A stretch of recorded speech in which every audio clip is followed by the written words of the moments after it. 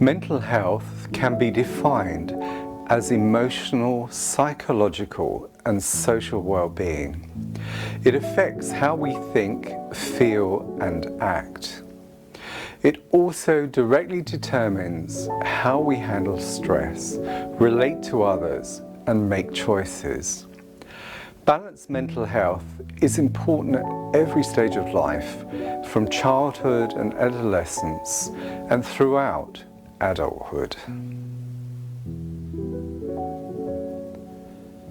Having good mental health is also about feeling positive about ourselves and others, initiating and maintaining good relationships, and having the resilience to overcome challenges that are inevitable on any path.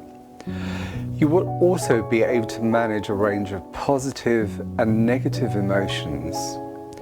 We will demonstrate how meditation can improve, restore, and preserve your mental health, leading to wellness rather than illness.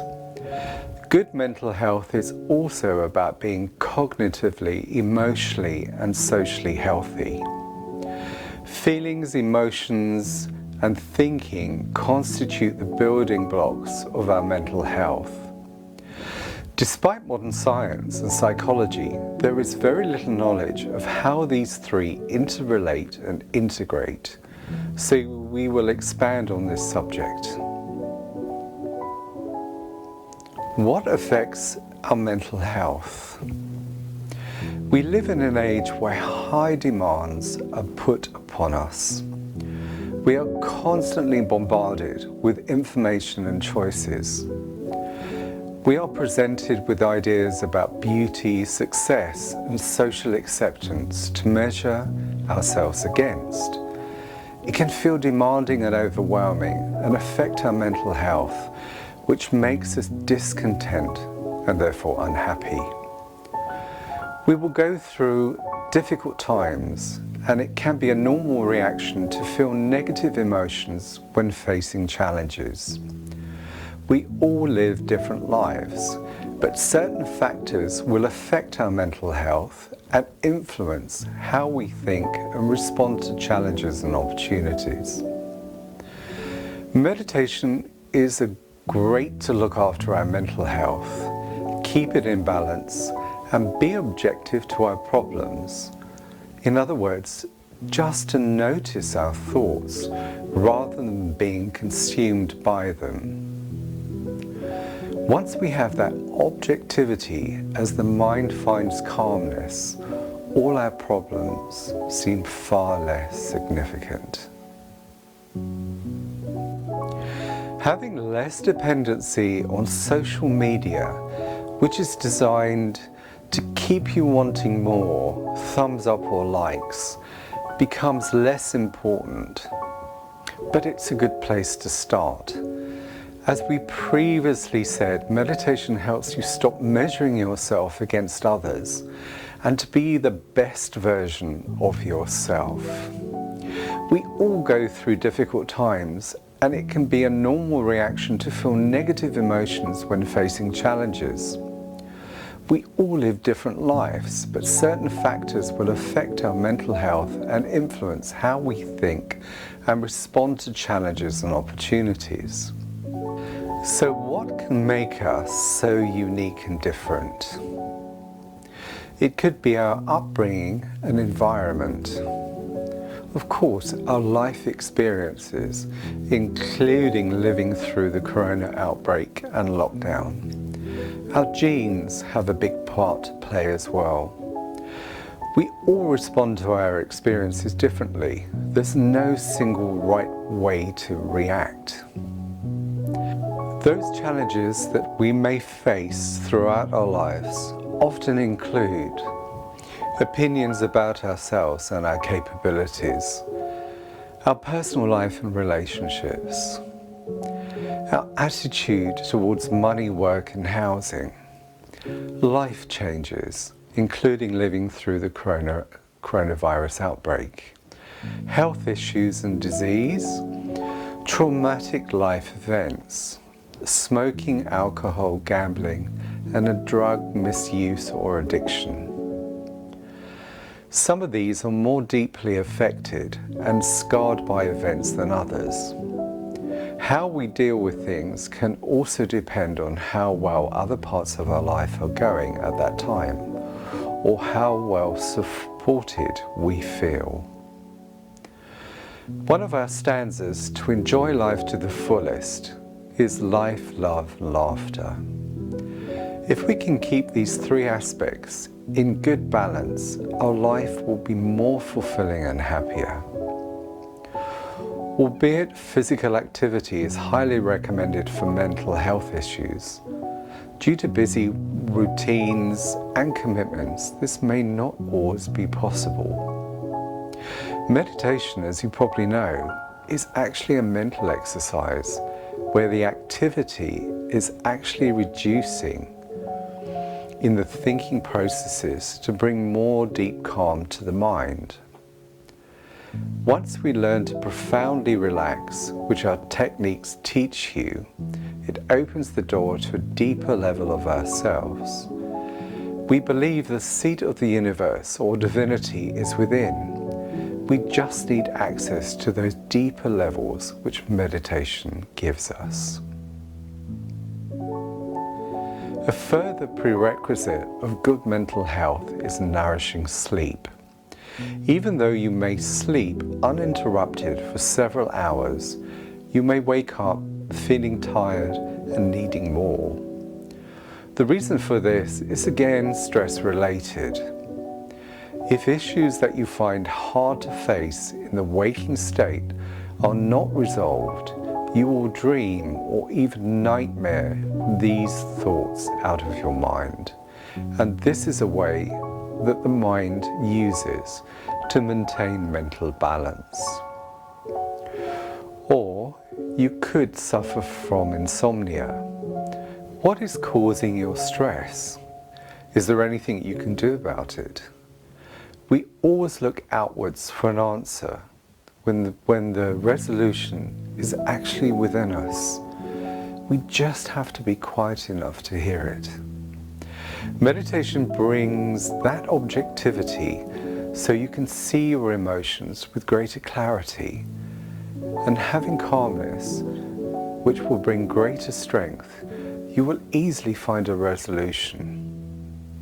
And if there isn't one, then it will allow you to accept the things that cannot be changed.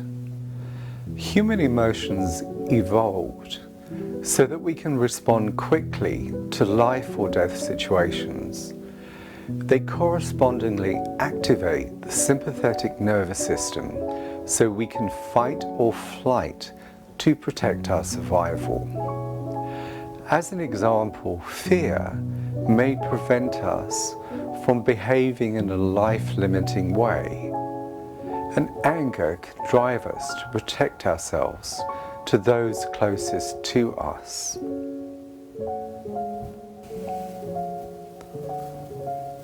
So what is a thought? The manifestation or expression of the universal mind solidifies itself as a thought.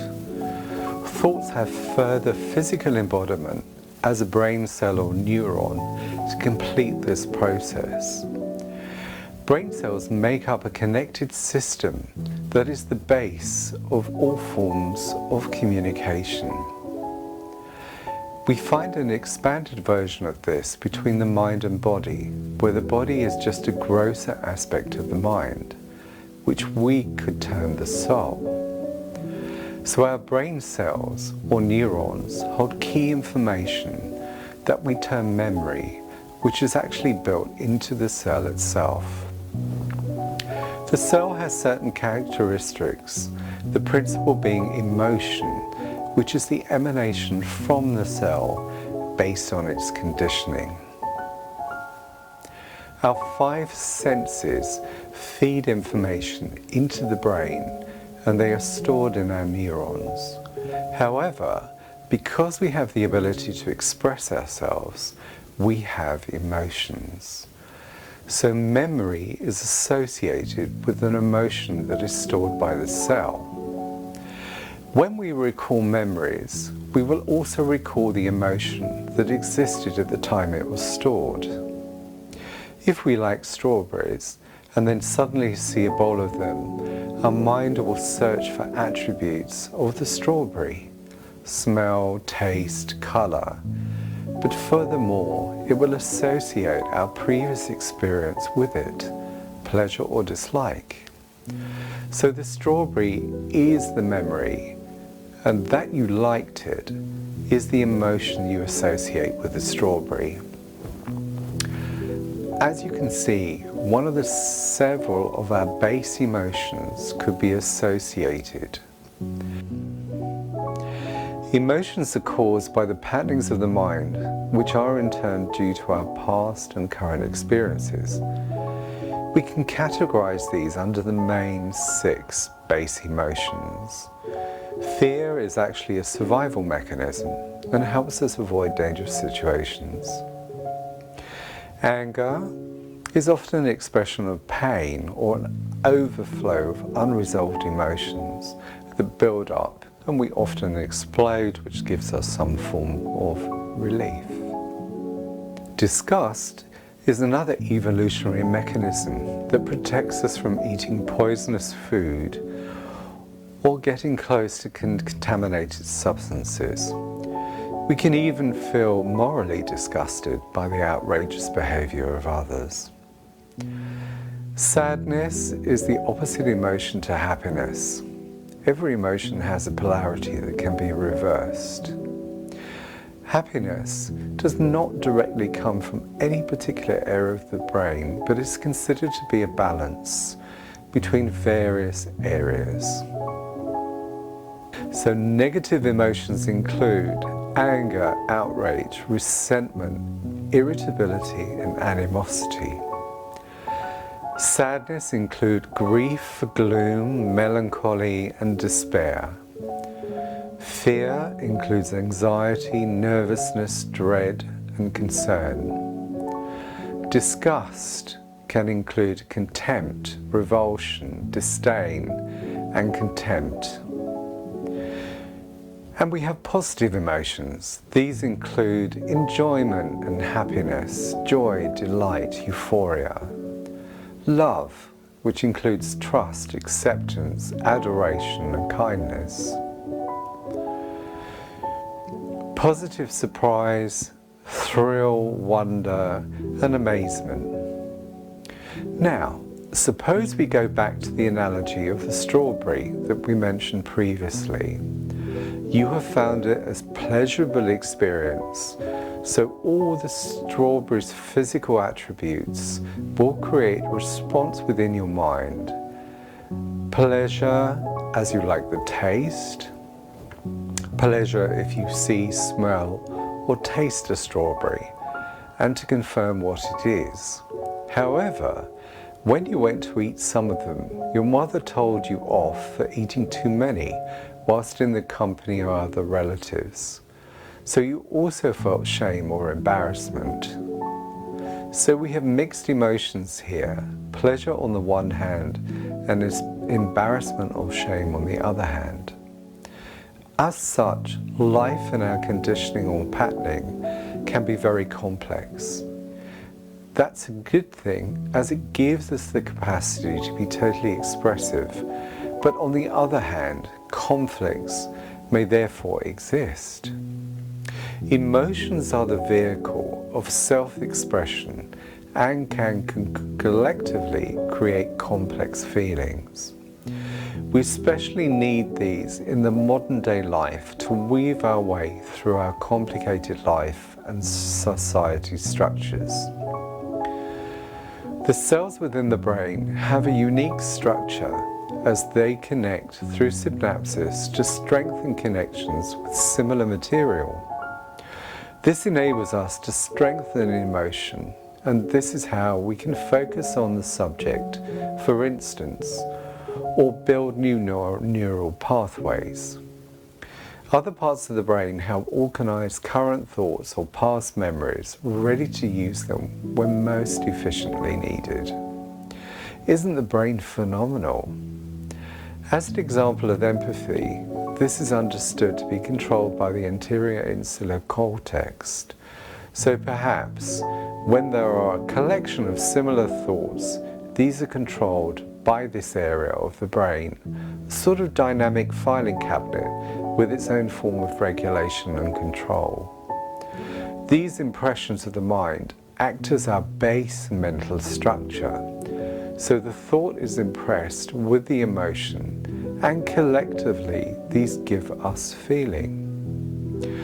Feelings are directly connected with other parts of our physical system. Let's think for a moment about the ego self. This is the core of our personality. We have created assumptions what our life should be like. We have been molded by our upbringing and education. We need much of this as it helps us function in society, but it can also be binding, set unnecessary expectations that cause comparisons. And as we know, if we keep comparing, we are going at some point to feel inferior or superior. We've lost that balance. In this part of the video, we're going to look at what is thought and what is cognition. Thinking is a stimulated response to either intrinsic, which means arising from within, or extrinsic, arising from the environment or via our five senses. Thought or thinking mediates between inner activity and external stimuli. Neurons or brain cells hold collective information that we call impressions of the mind or sanskaras. The mind's powered functioning could also be termed cognition, which refers to a range of mental processes relating to the acquisition, storage, manipulation and retrieval of information, and can be separated into multiple distinct functions dependent on particular brain circuits and neuromodulators. We need cognition to help us understand the world around us and interact safely with our environment, as the sensory information we receive is vast and complicated. Cognition is needed to distill all this information down to the essentials.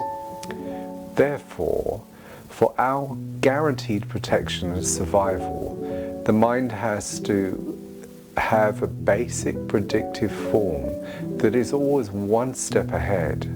This is an evolutionary process that assures our survival. Because of this, the base flow of thoughts is centered around association. If the mind is to predict based on the internal and external stimuli, then it needs to have the ability to pull all information. And the most efficient way to do this is by association, drawing on memories or experiences, plus information currently received by the five senses.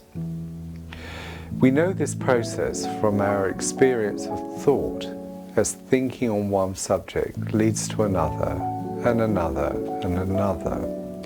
Sometimes we are very aware of the subtle association, and other times not. The mind has a wonderful sense of cognition, which is the observer, connector, and conductor combined. If we are searching for a solution, it is our cognition that will initiate the search, balancing acquired knowledge, or crystallized knowledge as it is often called, and learnt skills. It will scan our memories to immediately find something relative or associated, pleasant or not. Here is an example. Some years ago you argued with a friend and that friendship ended.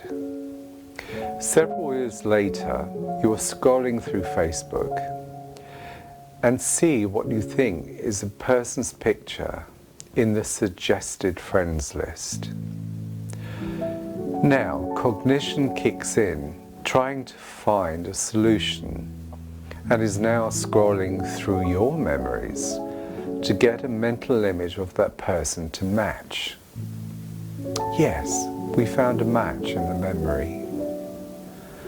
So this also brings back the flood of emotions about the person and those difficult moments when the friendship ruptured. So we have found these thought memories stored in our subconscious and associated them with the various emotions that now flood the mind. Sadness and anger are foremost, and connect our mind with those feelings. Our facial expressions are directly affected by emotions like joy, anger, surprise, fear, disgust, sadness, or contempt, all of which we can see in a person's face. Heart rate or respiration in response increases arousal, but is not usually visible. So emotions activate our limbic system, so there is also a corresponding reaction at the physical level, as anger is a survival mechanism, and even a release of pain is such. Emotions in many cases override reasoning or knowledge. Thoughts, cognitions, and emotions have their purpose, but operate together as part of our wider survival system that allows us to perceive the world, understand our inner desires and wants, and respond appropriately to those people in our immediate vicinity. Let's now talk about experiencing emotions. If there is a matter in the mind that is unresolved, such as a rupture of a friendship, and especially in the early days, this will often come to mind as an emotion of sadness. Cognition helps us here, as it will always be trying to direct us to a resolution, and it will continue to search for one. So it might suggest that you go for a run or do some physical activity to take your mind off the subject. So we can see here that there can be various triggers for this process. Meditation refines those energies so that that image or memory can pass through your mind without emotional connection or disturbance. We know that these processes affect each other, so how do we break the link to stop the revolving door in which we are stuck? Meditation allows you to be objective with your thoughts and emotions without being emotionally involved. There is a separation where the cognitive process is just observing rather than being influenced by emotion.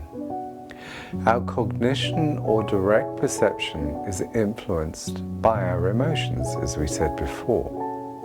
As an example, we may see swimming as a dangerous exercise, as we nearly drowned, when to others it is a pleasurable and safe pastime.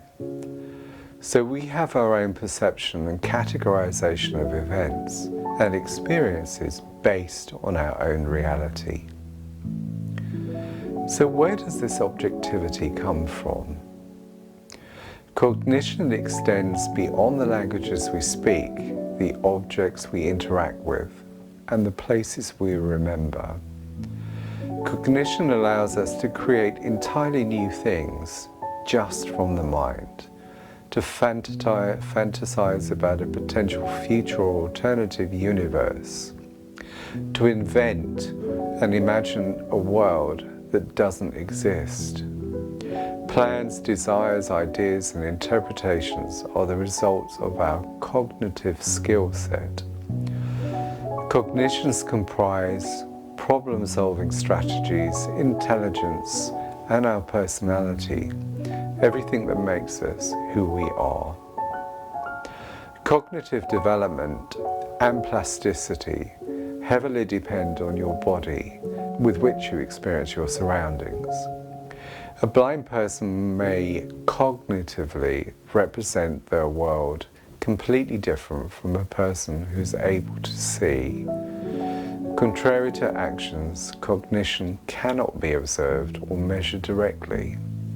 It can only be inferred directly by behavior. In summary about meditation, it allows you to be non-attached emotionally with your thoughts, and this has a great calming effect on the mind. As we continue meditating, the association of a thought or experience with an emotion becomes also refined. This means that, going back to the analogy of the ruptured relationship, you can view that person's photograph, and those emotions from the past will no longer influence your mood. You will remember everything, but those memories will no longer create ripples in the mind, no elevation of your sympathetic system, and no metabolic spikes. You are centered in calmness and composure.